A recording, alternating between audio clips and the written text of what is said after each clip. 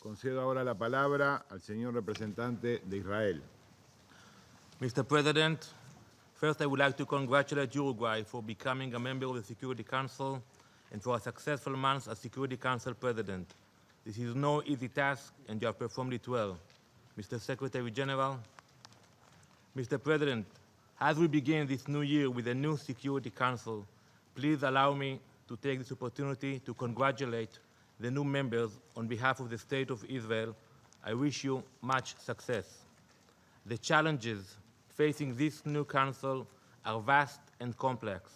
The international community looks to this room, looks to this council to confront the new and unprecedented threats to global order and stability. The lives and the future of millions of people are at stake in this confrontation with the forces of anarchy and instability. Nowhere is this more true than in the region I come from. Whether it is the crisis of failed states, the rise of radical terror groups, the Middle East is ground zero in the battle for the triumph of the civilized world. As a small nation located in the heart of the Middle East, Israel is on the front lines. When Israelis, when my people look around them, they see the brutal war in Syria. They see ISIS in the Golan Heights and on the border with Egypt. They see Hezbollah strengthening its position to the north and Hamas turning Gaza into a staging ground of terror. Hamas does not hide its intention to prepare for the next round of conflict and continues to build up its terror infrastructure, above ground and below. Its officials boast of rocket factories operating day and night. They are upgrading their arsenal with longer-range missiles. Hamas is also rebuilding its network of terror tunnels. These tunnels are an underground expressway of terror leading straight into the heart of Israeli towns and cities. Israeli security forces only recently uncovered Hamas terror cells which were planning to commit a wave of shootings, kidnappings, and suicide bombings. Even as Hamas plans attacks against Israeli citizens, and despite the constant threat of rocket attacks, Israel is taking steps to improve the well-being of the people in Gaza. In the past year alone, we have invested millions of dollars to triple the capacity of the Gaza crossing, allowing 1,000 trucks filled with building material and goods to enter the Gaza Strip every day. However, and we all know that, Hamas shamefully seizes supplies intended to help the people of Gaza in order to build its terror infrastructure. Let's all of us face reality. The greatest opponent of the well-being of the people of Gaza is Hamas. Mr. President, while Israelis live under the shadow of threat from Hamas in the south, they also see the dark cloud of Hezbollah in the north. This terror group is committed to the destruction of Israel and grows stronger and more sophisticated every day. As we speak, Hezbollah has over 100,000 rockets ready to be fired at Israeli cities. Hezbollah has long-range missiles that can target any place in Israel and has obtained advanced strategic weapons systems. Hezbollah's actions demonstrate their disregard for human life. Hezbollah has embedded most of its military infrastructure in the villages of South Lebanon, storing weapons in private homes and stationing missiles next to kindergartens. Take, for example, the village of Muhabib in South Lebanon. It is a small town in South Lebanon. In that small town, Hezbollah has 9 arms storage sites, 5 rocket launching sites, 4 infantry positions, 3 underground tunnels, 3 anti-tank positions, and a command post in the center of the village. 25 military sites in a town with only 90 houses. Take another village, Shakra, a larger village, with a population of about 4,000 people. The IDF has identified 400 military sites. Hezbollah has transformed these villages into terror outposts. This is the true face of Hezbollah, a brutal organization which deliberately targets Israeli civilians and uses Lebanese civilians as human shields.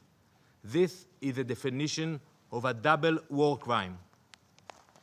Israel has repeatedly warned this Council about the threat of Hezbollah and called for action. Let me say it clearly, once again, Hezbollah is preparing for another round of fighting. Hezbollah must be disarmed, and the government of Lebanon must fully abide by its international commitments and fully implement Security Council Resolution 1701. Make no mistake, Israel has a means to defend itself. We will take all necessary measures to protect our people. Mr. President, the link between the threat of Hamas and the danger of Hezbollah is the Islamic Republic of Iran. Wherever there is terror, there is Iran. Iran is a primary destabilizing factor in the Middle East, funding instability and chaos throughout the region. Iran also has a proven track record of defying this Council's resolutions. When it comes to Iran, the challenge for the Council at this critical time is to be vigilant and to be brave. Vigilant to monitor all of Iran's actions, and brave to respond forcefully to each and every violation. Mr. President, for Israel, there is no greater challenge than the challenge of peace. The road to peace is long and difficult, but Israel is committed to make every effort. Every difficult journey begins with a single step. Sitting down and talking is the first step to peace, but the Palestinians refuse to come to the table. What does Israel want? Simple. We want peace with security. That is the only peace that will last. And the Palestinians, they demand concessions without negotiations. They want to be rewarded for the unilateral actions. Rewarding the Palestinian Authority will only push the Palestinians further from the negotiating table. Prime Minister Netanyahu has called on President Abbas and the Palestinian Authority to resume negotiations, but they continue to refuse. Sadly, when the PA leadership is not negotiating, it is inciting. Recently, after another brutal attack against Israelis, Jibril Rajoub, Deputy Secretary of the Fatah Central Committee, declared, and I quote, "Whoever carried out individual acts of heroism, we in the Fatah movement bless and encourage them. We consider them heroes and a crown on the head of every Palestinian," unquote. Who are these heroes? They are the Palestinian who stabs a young woman walking down the street and who runs over an old man with a car. These are their heroes. Instead of working to improve the lives of the Palestinians, the PA encourages terror by providing stipends for terrorists and their families. The more horrific the attack, the higher the reward. The payments can be up to $3,500 per month. This in a place where the average salary is just over $600.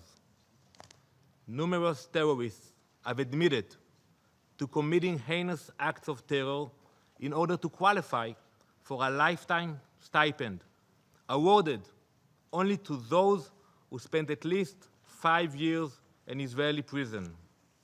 For the Palestinians, terror pays, and it is their leadership that rewards the taking of innocent life with dollars and cents. Even toys are used as tools to poison children's minds and inflame their hearts.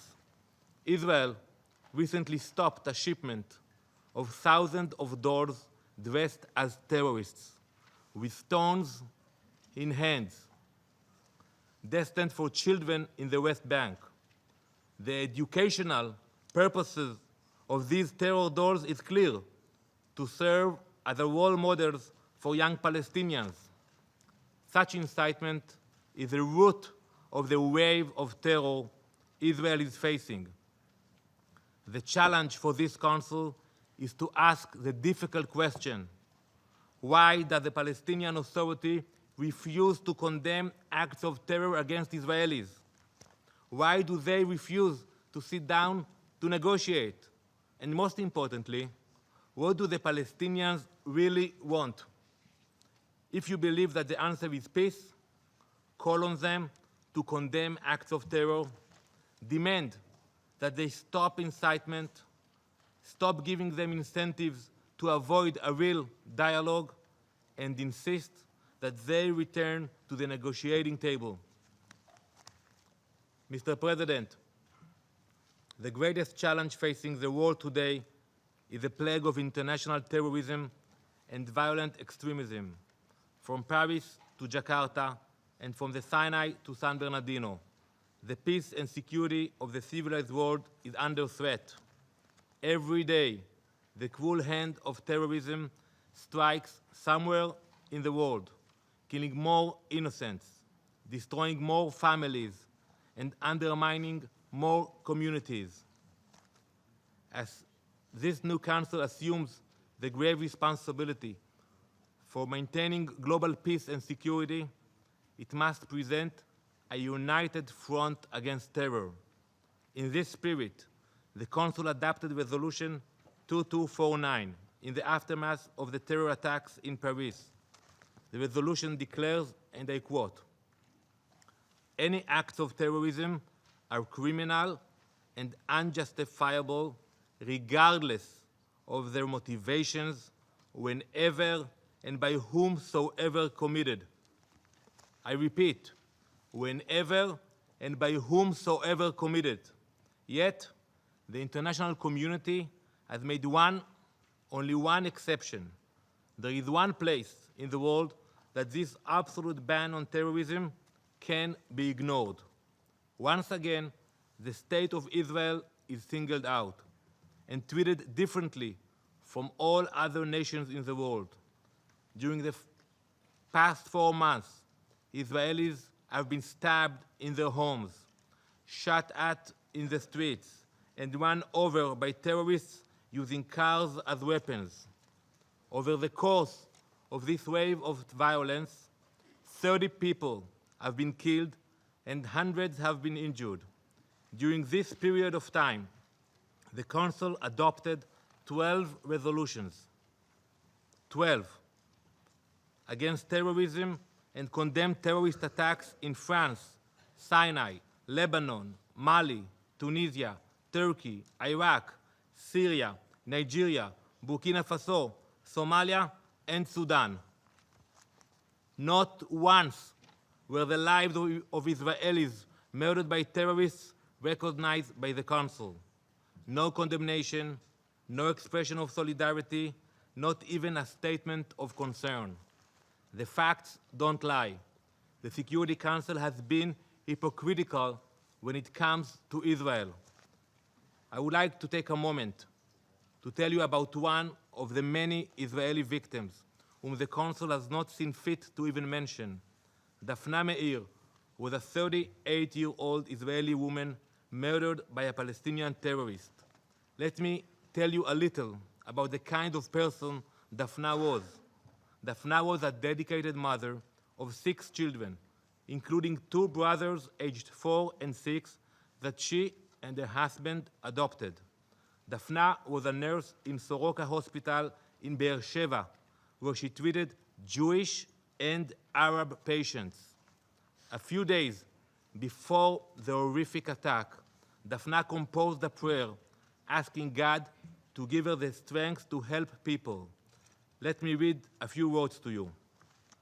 I quote, "May it be your will to grant me the ability to give medications to your people and to the members of other nations who are in the devoted care of your faithful messengers who continue their holy work day and night." Last week, a terrorist attacked Daphna with a knife at the entrance to her home. In order to protect her children inside, Daphna heroically fought the terrorist until he fled. Tragically, Daphna Meir died of the knife wounds in front of the children she fought to protect. The Council's decision to ignore the murder of Daphna Meir and the other Israeli victims of terror is no simple oversight. It is a direct result of allowing cynical political considerations by some to take priority over the lives of people. The challenge for this Council is to chart a new course. No more business as usual when it comes to terror against Israelis. The fear is the same fear. The pain is the same pain. The response must be the same response. Terror is terror is terror. Mr. President, if we wish to succeed in these immense challenges, we must stop the hypocrisy and stop the double standards. This Council must condemn Palestinian incitement against Israelis. These words of incitement lead directly to bloodshed and the deaths of innocent people. We must take a firm stand against all acts of cruelty and terror without asking where they took place or who the victims are. Mr. President, this is a challenging and critical year for the Council, for the region, and for Israel. The terrorists seek to undermine our values and to dictate how we live our lives. These extremists stand against everything we believe in, but if we stand together, they will fail. For the future of the region and the future of the free world, we must join together to defeat the forces of evil and intolerance. Thank you, Mr. President. Muchas gracias. Les doy al señor representante de Israel por su declaración.